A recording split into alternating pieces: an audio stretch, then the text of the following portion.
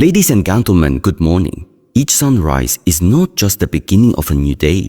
It is a new opportunity, a new choice. Before the world places its demands on you, take a moment to place intention within yourself. Stand still, breathe, and repeat these 8 reminders. Not just with your voice, but with your awareness. Number 1, I am responsible for my life. To accept responsibility is to return to power. It is the quiet recognition that regardless of where I've come from, what I've experienced, or what others have done to me, the direction of my life still depends on me. This does not mean I control every event that unfolds, but it means I control how I meet those events. I decide whether I meet them with clarity or with confusion, with discipline or with despair. Many people spend their lives waiting for someone to save them, for conditions to improve, for the right moment to act. But this waiting becomes a way to avoid responsibility. The truth is no one is coming, and the right moment may never arrive. What I have is now. What I control is how I show up. If I wait for life to become easier before I take responsibility, I will remain stuck where I am. It's important to understand that responsibility is not the same as blame. Blame looks backward. It asks who caused this. Responsibility looks forward. It asks what will I do now? There are many things that have happened in my life that were outside my control. But continuing to carry their weight, continuing to point fingers or relive the pain, that is a choice I made. If I want peace, I must let go of blame and take hold of responsibility. When I take responsibility, I shift from being a victim of life to a participant. I stop saying, why is this happening to me? And begin asking, what can I learn from this? Or how can I grow through this shift? Changes everything. It doesn't make life easy, but it gives meaning to difficulty. It helps me stand tall in the storm rather than collapsing under it. Responsibility also means take ownership of my thoughts, words, and actions. As if I speak in anger, I do not say they made me angry. I say I chose to react that way. If I waste my time, I don't blame distractions. I examine my discipline. This kind of honesty is not harsh. It is necessary. Without it, I remain blind to the patterns that hold me back. With it, I begin to see clearly. And when I see clearly, I can change. There may be parts of my life that feel unfair. That's reality. Life does not offer equal paths, but it always offers a chance to rise. I may have started at a disadvantage, but I do not need to stay there. The moment I say it's on me now is the moment I stop waiting and begin walking. No matter how slow the pace, forward is forward. Responsibility is not about speed, it is about direction. So each morning I remind myself I'm responsible. Not because I'm to blame, but because I have the power to choose. Every word I speak, every habit I repeat, every attitude I carry into the day, it all begins with me. And if I want to change my life, I must begin by changing what I take ownership of. Number 2, my thoughts shape my reality. What I carry in my mind becomes the lens through which I see the world. Before I speak, before I act, before I even feel, there is a thought. That thought might be calm or it might be chaotic. It might bring me strength or it might drain my energy before the day even begins. The world outside may appear solid and fixed, but the way I experience it is built moment by moment through what I allow my mind to dwell on. Most people never examine their thoughts. They react to them as if they are facts, forgetting that thoughts are not reality. They are interpretations. A negative thought is not a truth. A fear is not a prophecy. A judgment is not wisdom. If I do not train myself to question what enters my mind, then I live not by intention, but by habit. And many of those habits were shaped by fear, comparison, and past pain. The mind is not the enemy. It is a tool, but like any tool, it can be dangerous when left uncontrolled. A knife in a skilled hand can carve wood with precision. In an untrained hand, it causes harm. The same is true for thought. If I allow my mind to drift, to ruminate, to spiral, then I will see problems where there are none and miss solutions that are right in front of me. But when I bring awareness to my thinking, I regain control. This awareness does not mean I force myself to think positively all the time. That would be dishonest. There will be days when the mind feels heavy. There will be moments of doubt, anxiety, and frustration. But I can observe those thoughts without becoming them. I can say this is a storm passing through. Instead of saying this is who I am, that distance creates freedom. The space between stimulus and response Every morning I can choose to plant certain thoughts in my mind just like seeds in soil. A seed of patience, a seed of strength, a seed of clarity. They may not bear fruit immediately, but if I water them daily through repetition, reflection, and action, they grow. And as they grow, they begin to shape my reality. Not because the world changed, but because my mind did. I must also protect the garden of my mind. That means being mindful of what I consume, what I read, what I watch, who I listen to. The environment I feed my thoughts with either strengthens me or scatters me. If I surround myself with noise, I will think in fragments. If I allow time for silence, stillness, and focus, my thoughts become aligned, deliberate. In the end, I don't rise or fall because of what happens outside. I rise or fall based on what I believe inside. If I believe I am a victim, I will find reasons to suffer. If I believe I am capable, I will find ways to overcome. The mind will build the world I live in, brick by brick, word by word, thought by thought. That is why I remind myself every morning, my thoughts are not just visitors, they are architects. Choose them wisely. Number 3, progress is better than perfection. Perfection is an illusion, a moving target that always shifts just beyond reach.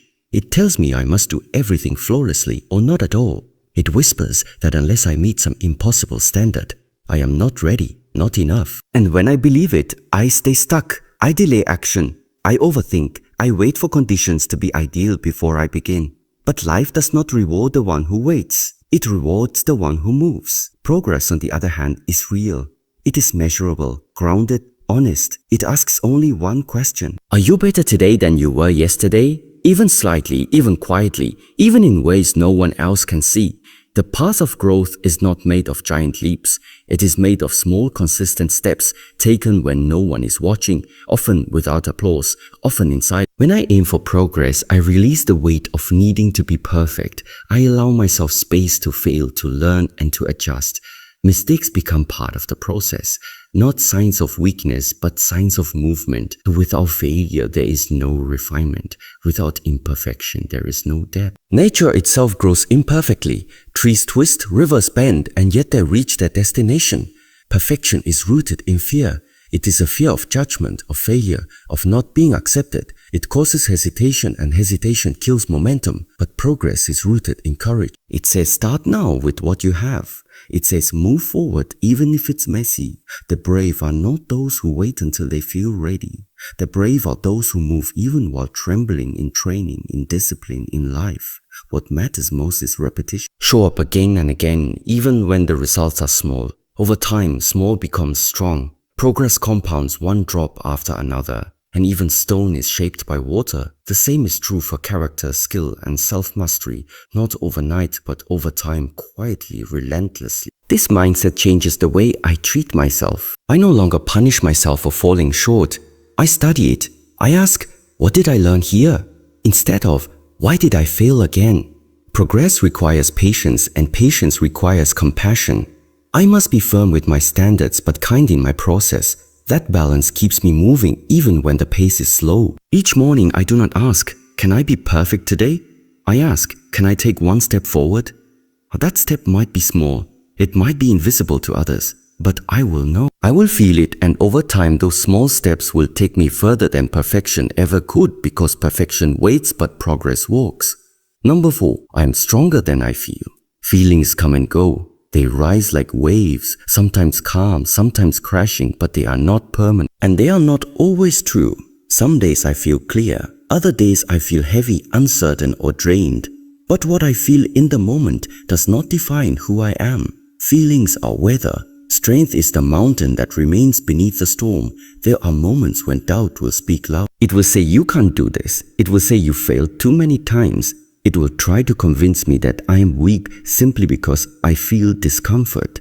But strength is not the absence of discomfort. It is the decision to keep going in spite of. If I only moved when I felt strong, I would never build strength. Strength is grown in the struggle, not away from it. True strength is quiet. It does not boast. It does not demand to be seen. Sometimes it is simply the ability to remain calm when I want to react. Sometimes it is the choice to stay focused when I feel distracted. Sometimes it is showing up when I would rather give up. These small internal victories are often invisible, but they are powerful. They shape the person I am becoming. Strength also means accepting the full range of what I feel without becoming overwhelmed by it. I can feel fear and still act. I can feel tired and still move. I can feel uncertain and still take the next step. Courage is not the absence of fear, it is action in its presence. I do not need to feel strong in order to be strong. I simply need to remember that strength is a decision, not an emotion. I carry within me the memory of every challenge I've overcome, the hard days I survived, the moments I wanted to break but didn't. That strength is real, and it didn't come from comfort. It came from persistence, from rising after falling, from breathing through chaos. I may not always feel that strength in the moment, but it is there waiting to be remembered and used. There will be days when everything feels too much. On those days, I don't need to conquer the world. I just need to do the next right thing. One breath, one movement, one clear thought. That is enough. Strength does not mean I always feel capable. It means I don't quit even when I... Over time, those small decisions to endure build something unshakable inside me. So each morning when I wake and the weight of the day begins to rise, I remind myself I am stronger than I feel. My emotions are waves. My strength is the ocean beneath. I trust that. I move with. And I let that quiet strength carry me forward. Number 5, discipline is freedom. At first, this may sound like a contradiction. Freedom seems to mean doing what I want when I want. No rules, no limits. But this kind of freedom often leads to chaos. Without discipline, the mind becomes restless. The body becomes weak and time slips through my fingers. Real freedom, the kind that brings peace, strength, and clarity, comes from self-control, from choosing structure over impulse. Discipline is not punishment. It is training. It is the act of showing up again and again for what matters. Even when motivation fades, even when no one is watching, anyone can act when it's easy. Discipline is doing what must be done, especially when it's difficult. This consistency builds something deeper than confidence. It builds trust in myself. I learned that I can rely on my own actions, not just my intentions. The undisciplined life may feel comfortable in the short term, but it comes with hidden costs. Regret, disorder, lost potential. I felt that heaviness before, the weight of knowing I could have done more, but chose comfort instead. Discipline removes that weight. It may ask more of me now, but it gives me more later. It trades ease in the moment for peace in the long run. Structure sets me free. When I train my body, I move through the world with energy and capability. When I train my mind, I think clearly without being hijacked by every distraction or emotion. When I train my focus, I work with precision instead of wasting time. In this way, discipline becomes a key, a quiet, consistent force that unlocks my true capacity. There is discipline in how I rise in the morning, in how I breathe, in how I speak, move, listen, and respond. It is not just found in grand gestures or extreme routines. It is found in the small decisions repeated daily. The decision to sit in silence, the decision to stay present, the decision to act with purpose instead of reacting from emotion. These choices over time shape my character. Discipline also brings a sense of alignment. When my actions match my values, I feel steady. I no longer waste energy on excuses or internal conflict. I know who I am and what I am committed to. I do not need external motivation. The discipline itself becomes a rhythm of my life. A rhythm that brings calm, not pressure. That rhythm makes space for true freedom. The freedom to be intentional, focused, and deeply alive. So each day I remind myself discipline is not a cage, it is the path. It sharpens the mind, strengthens the body, and centers the spirit. In that commitment, I find not limitation, but liberation. Through structure, I walk freely. Number 6, I do not need the approval of others. Approval is a moving target. One moment others may praise me, the next they may criticize. If I tie my worth to their opinions, I become a leaf in the wind blown in every direction, never rooted. The need for approval feels safe at first, but it becomes a prison. It causes me to shape myself around the expectations of others, even when those expectations are in conflict with my truth. The desire to be liked is natural, but it must not lead. If I live for applause, I will build a life on performance, not purpose. I may impress people, but I will never know peace because I will always be looking outward, wondering, do they approve? Do they see me? Do they accept me? And when the answer is no or worse, silence, I will collapse. That is not strength. That is dependence. Approval seeking is a habit. It forms early when I learned that certain behaviors earn praise and others earn rejection, but I am no longer a child seeking validation. I am an adult choosing integrity. There is a quiet power in walking my own path. Even when it is misunderstood, even when it is judged, the world does not need more people who conform. It needs more people who stand firmly in who they are. When I release the need for approval, I begin to hear my own voice again. Not the voice shaped by fear, but the voice of truth. The one that knows what feels right, what feels aligned, what feels honest. This voice does not shout. It is quiet, steady, and calm. To hear it, I must turn down the volume of the world and tune in to what is real within me. Living without the need for approval does not mean I reject feedback or close myself off. It means I listen with discernment. I receive what is useful and I let the rest pass. I no longer chase validation. I live from principle, from discipline, from a deeper knowing that I am not here to please everyone. I am here to live with clarity and strength. There will always be people who misunderstand me. I do not need to explain myself to everyone. Silence can be strength. I am not here to prove my worth. I am here to express it through how I live, how I serve, how I hold myself. That is enough. So each morning I remind myself I am not here to impress. I am here to embody. I release the need to be seen a certain way. I move from truth, not performance, and in doing so, I find something deeper than approval. I find freedom, peace, and inner alignment. Number 7, I carry peace within me. Peace is not found in the world outside. It is not in the absence of problems, nor in the approval of others, nor in a perfect environment. If I chase peace out there, I will never stop running. The world will always be in motion, loud, unstable, unpredictable. But within me, there is a quieter place, a place untouched by the noise. That is where real peace lives, not something I find, something I return to. This peace is not weak or passive. It is not pretending everything is fine. It is the calm at the center of the storm. It is the space between stimulus and response. The ability to pause before I react, to observe before I speak, to respond with clarity, not emotion. That stillness, that discipline of presence, is a form of strength greater than force. I do not need to escape to a quiet place to be peaceful. I bring the quiet with me in every situation. I can choose to meet it with resistance or with presence, with reactivity or with calm awareness. Peace is not in control. It is in letting go of what I cannot control. The moment I stop trying to change everything outside me, I begin to change the way I experience it. The mind wants to rush, to fix, to analyze, to protect. But not everything needs fixing. Not everything needs a reaction. Sometimes it just needs space, a breath, a moment to pass through. When I stop feeding every thought with energy, I allow peace to rise naturally. Like water settling when I stop stirring it. Peace is not given. It is practiced. It is a choice I make in how I move, how I speak, how I sit, how I listen. It is found in how I hold my body, how I carry my mind, how I breathe. In each of these moments, I can either tighten or release. I can either add to the noise or anchor myself in stillness. Every day gives me countless chances to return to that choice. Even in moments of anger or chaos, I can step back.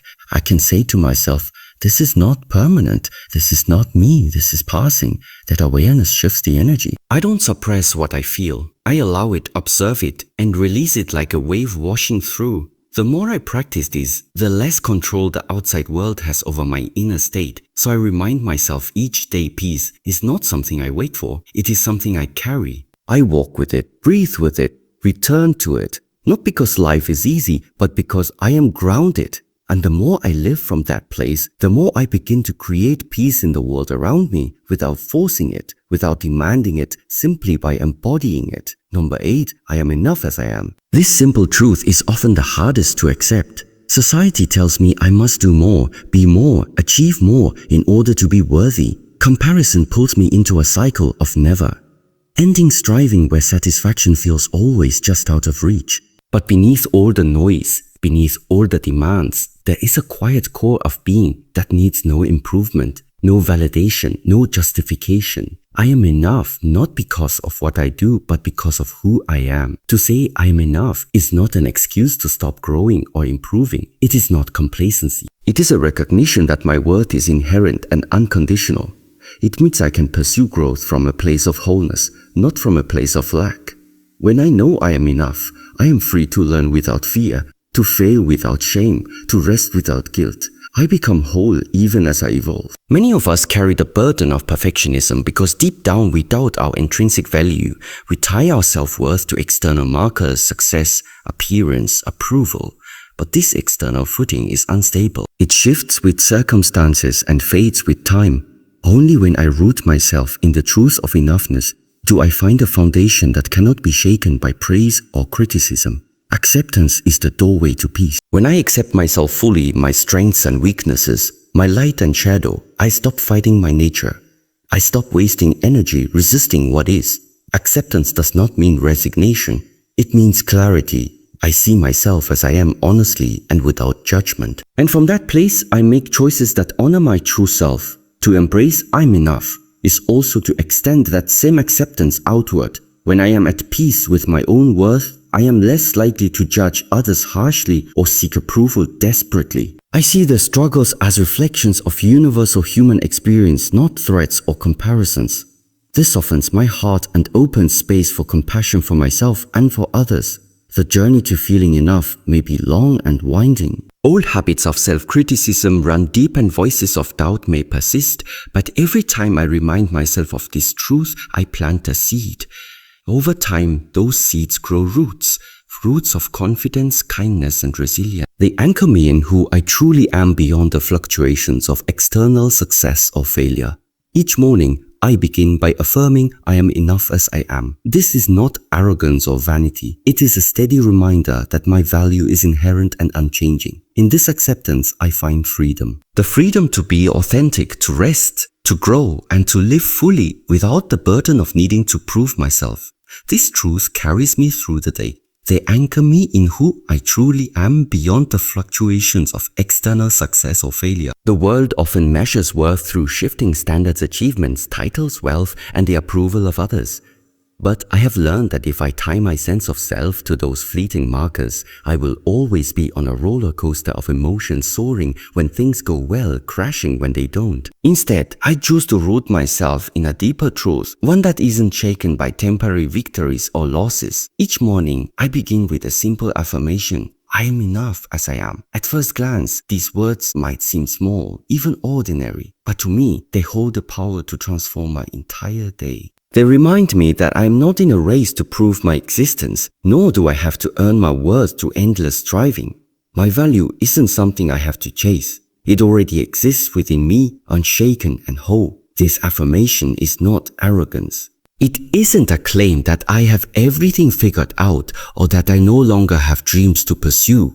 Rather, it is an act of quiet rebellion against the belief that I must constantly do more or be more to matter. It is a steady whisper to my soul. You are already worthy of love, rest, and joy, not someday when you achieve everything, but right now as you are.